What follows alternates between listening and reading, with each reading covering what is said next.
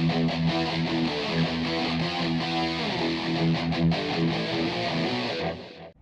guys, Rumling Reaper here. So I'm outside the cinema. I'm about to embark on a double feature. Yeah, I go on holidays on Tuesday, so I figured I'd get into two of the big releases this week before I head out. So I'm about to head in to see Despicable Me 4 and Fly Me to the Moon. Fly Despicable Me to the Moon, well, I guess we can call it. Yeah, this will be the new Barbenheimer. Yeah, look, I'm kind of looking forward to seeing both these. Very much films that, I'm expecting them to do what they say on the tin. And yeah, head in, get my snow, get my seat, and embark on this double feature, starting with Despicable Me.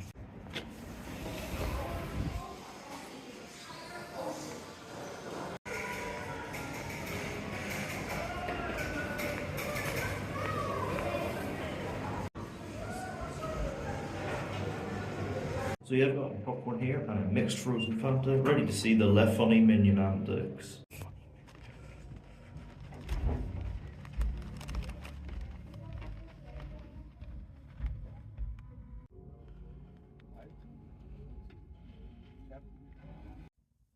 So yeah, Despicable Me 4, this is of course the latest installment in the global box office juggernaut franchise. Seriously, the franchise has recently crossed a lifetime box office total of $5 billion. Like, this thing is an absolute cash cow with no sign of slowing down. Like, they recently greenlit Minions 3. Like, as long as there's cash to be made, they will continue to make these. This time around, we see Gru and Lucy welcome a new addition to the family, a baby, Gru Jr.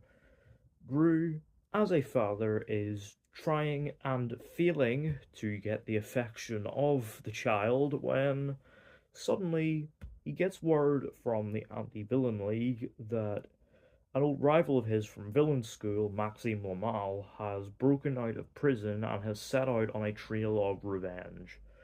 So the family heads to the town of Mayflower and under witness protection, while the AVL pursues any and all measures in order to help put a stop to Maxime's evil plan, including giving the minions superpowers. So, yeah, look, it's a Despicable Me film. At this point, basically what do you expect for one of these, and this does that, no more, no less. It's a handsomely made film. Illuminations, like animation and art style, has really come on in their recent installments, and that's no different here. It's got a certain level of texture and detail to it, but it also retains the very distinctly cartoony visuals of Illuminations films across the board. The sort of the cartoony character designs and settings, all that is preserved, and it does look really good overall for about half the cost of what Disney would be putting into their animated films. It does look good, and obviously this animation is in the service of of some amusing slapstick antics from the minions. Of course we get a whole series of like the funny minion bits, whether it be the minions as their Mega Minion selves struggling with their new powers, or even stuff like a minion getting stuck in a vending machine, or a minion referee rigging a tennis match in Gru's favor. There's plenty of amusing stuff here. You know, Even if, much like in Rise of Gru, the minions antics run the risk of getting stale, there's still enough here that it is largely amusing overall. Seeing the minions doing their little comic slapstick bits. And narratively speaking, it's basically loosely strung together around these minion sketches because we have all these like these disparate subplots which you know aren't really fleshed out. Let's be real; it could definitely be a lot more you know emotional, a lot deeper. But they sort of they do like serve their purpose enough. They are entertaining to watch. Whether it be mm, Gru struggling to bond with the baby, or again minion stuff or the revenge plot of Maxime Lamal, voiced by Will Ferrell, doing a Monty Python farting Frenchman accent as this villain who, has a deeply personal vendetta against Gru and a love of cockroaches. He's a very fun character, I gotta admit. There's even a little heist subplot involving an aspiring villainess named Poppy, voiced by Joey King. That is kind of entertaining. Obviously, a lot of these subplots don't really go anywhere. It's basically just to serve as fodder for comic bits before ultimately coming together in the last act. There are certainly some satisfying moments to be had here. It is largely entertaining and moves at a fast enough pace, but it's definitely not something that's going to leave too much of a lasting impression on me. Kids will love it though. And it builds to an absolute corker of an ending. Absolutely spectacular stuff. Just, you know, genuinely, I think the ending of this film might be one of the best things I have seen this year. Yeah, Despicable Me 4, it's entertaining, sort of innocuous, harmless fun that, families will enjoy. And again, absolutely spectacular ending that I do recommend going in blind for. But ultimately, it's something that's not exactly going to leave too much of a lasting impression on me. Yeah, overall, Despicable Me 4, I'm going to give it a 6 out of 10. So yeah, that is Despicable Me 4, and now back to the cinema for part 2 of the double bill, Fly Me to the Moon.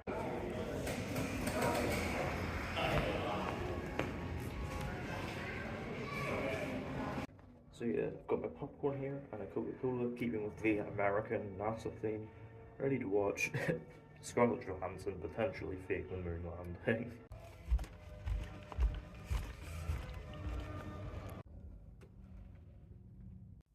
So yeah, Fly Me to the Moon. This is the latest Apple TV Plus original to get a cinema release. In fact, ironically, in opposite trajectory to Illumination with the Despicable Me franchise, Apple, as long as there is no cash to be made, will continue to put these films in cinemas until something hopefully breaks even for them. What that is remains to be seen, though. In the film, we see America locked into the space race against the Soviet Union, in which the people at NASA work tirelessly to ensure that America beats the Soviets and lands on the moon first. Enter marketing exec Kelly Jones, who's been hired by NASA to head up a public relations campaign in which they literally sell the moon mission to the American people. As she begins to develop feelings for launch director Cole Davis, she is approached by government official Mo Burkus, who gives her the task of filming a fake version of the moon landing, just in case the real thing fails, in an operation so top secret that no one can know, not even Cole. So yeah, obviously there was certainly something to be interested going in here. This is based around that utterly ludicrous conspiracy theory that the moon landing was staged, which is ripe with potential for a cinematic comedy like this. And I gotta say, yeah, that's exactly what I got. This is the sort of, easygoing, fun, breezy comedy that, I imagine audiences will enjoy, whether it be at the cinema or on streaming. That just offer a reliably fun time that does exactly what it says on the tin, no more, no less. Even if it, doesn't exactly break much in the way of new ground, narratively speaking. Obviously, at its core, this is a very fun little romantic comedy centered on the relationship between marketing exec Kelly Jones and launch director Cole Davis, and it's the chemistry between Scarlett Johansson and Channing Tatum that ensures that there is investment in the relationship and that their little character beats do land. And it's handled with a level of sincerity as well. There's some good comic bits in there, whether it be the actual marketing pitches and the befuddled, annoyed reactions of the NASA guys, including Deputy Launch Director Henry Smalls, played by Ray Romano, and a sort of funny bit where he's lied to believe he's writing the foreword of a book about the mission. There's also a semi-recurring bit about a black cat, and even some fun moments involving Jim Rash as a very difficult director. There are some good laughs in here that do land overall. It's all in service of the message about the American capitalist marketing machine and how people can buy into anything that marketing sells to them, and there's also, as well as being a fun rom-com, is also a high stakes mission to ensure that the moon landing is a success and that the real footage gets onto national television. And yeah, during this segment we obviously we have the featured prominently Woody Harrelson as Mo Burkus. He does a good job communicating a sense of authority, but also is maybe a little slimy as well. Woody Harrelson is just having a lot of fun here. And obviously, these stakes do propel the film and ensure that it does remain compelling, while also still getting some good laughs in there.